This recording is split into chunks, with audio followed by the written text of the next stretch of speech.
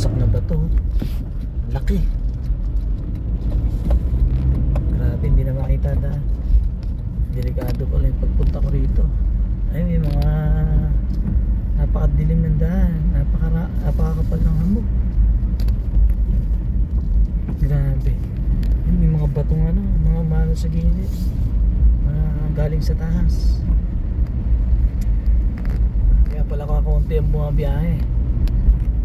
Oh, makikita mo sa sakyan, malapit na sa'yo. Ayun o, ayun o, landslide na naman o. Grabe. Ito pong way na to ay papuntang Benguet, papunta Bontoc province. Bontoc. Oh, grabe. May pailan-ilang sasakyang bumabiyahe. Pero need ko kasi pumunta ron eh.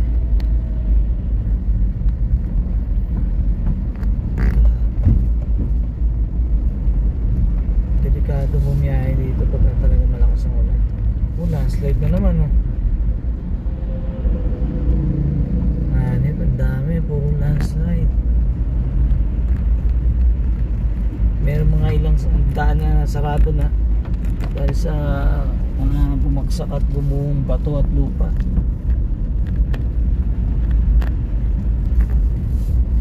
Buti na lang dala natin si yung nagtatransform sa si Megatron. Si Megatron. Ay, dumiretso. Sasakyan. Hindi niya alam na paliko, nagdire-diretso siya. Buti hindi siya nahulog sa bangin. Grabe. Siguro hataw yung takbo niya, hindi niya alam na paliko na.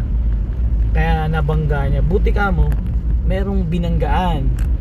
Merong parang kasi parang nakaano sa mga gilid dito, may pader eh. Yan, may pader na ganyan. Kaya hindi siya dumiretso sa bangin. Dito medyo wala nang ganong pag. Pero yung lugar kasi talaga kasi delikado. Kakaunti na biyahe, pero bumiyahe pa rin tayo dahil sa gusto ko marating yung taniman, kila Carrotman. Diba? Maganda kasi ron. Bili kasi ako ng maraming gulay.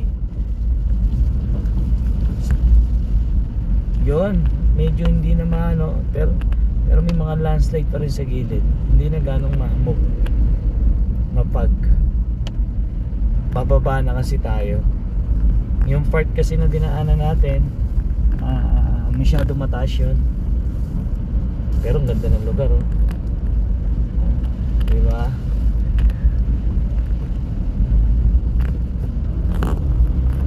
Para na rin kayo nakapasyal sa yan, tingnan nyo yung daan, ganda. Kung hindi umuulan at di tayo nabutan ng ulan, napakaganda rito. Yan, medyo na. Ayan, may mga landslide, maliliit na. May mga lugar lang talaga na matindi naging pagguho. May poste bumagsak. Yan, landslide din dito. Hindi nawawala ang landslide dito. Ganda. Nakaka-amaze na kasi yung lugar. Tapos may gulay sa gilid oh.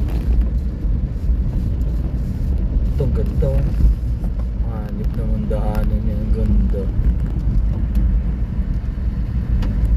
Tapos may mga waterfalls sa gilid. Ay, grabe ang ganda.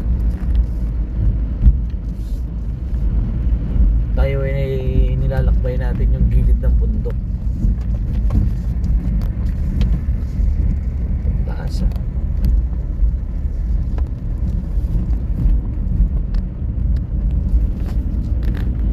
Grabe, pataas na naman pala tayo.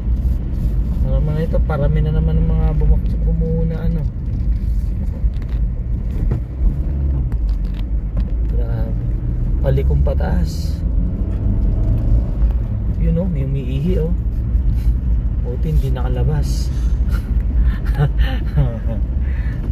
medyo good vibes lang tayo. Huwag tayo masyadong seryoso.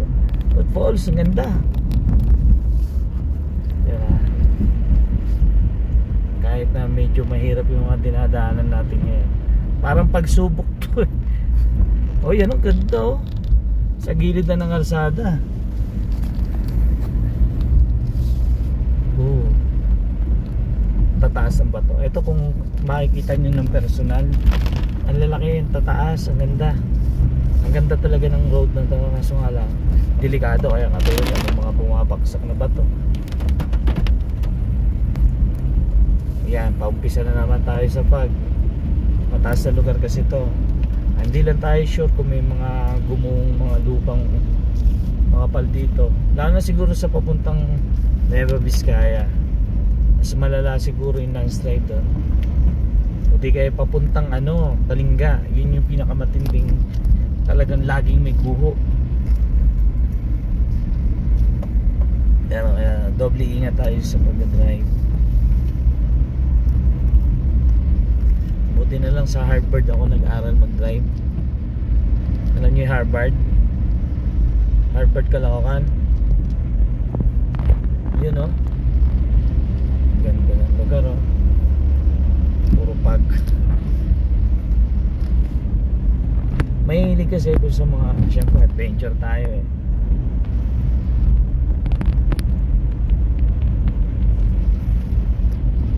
Mahilig akong tumingin sa mga kakaiba.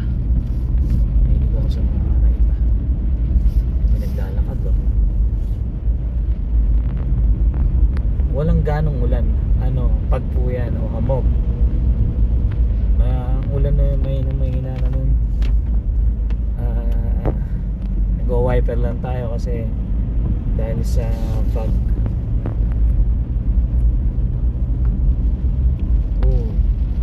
Hindi makita yung daan. Maganda dito, naka-pick up ka kasi pag pick up mataas. Alam nyo ba dito ang sayote? Isang uri lang, parang isang uri lang ng damo. Kahit saan mo makikita yung sayote. Ayan, puro ganyan lang naman po ang dadaanan natin hanggang makarating tayo sa gusto natin puntahan. Abangan nyo na lang po yung gusto kong puntang lugar dito sa Benguet, sa Casabon. Siyempre doble ingat tayo. Maraming salamat po sa patuloy na suporta nyo sa Soto TV10 at siyempre sa Puntim ko at siyempre kay Kuya Baruts. Ayan po, lagi kayo mag-ingat at God bless po.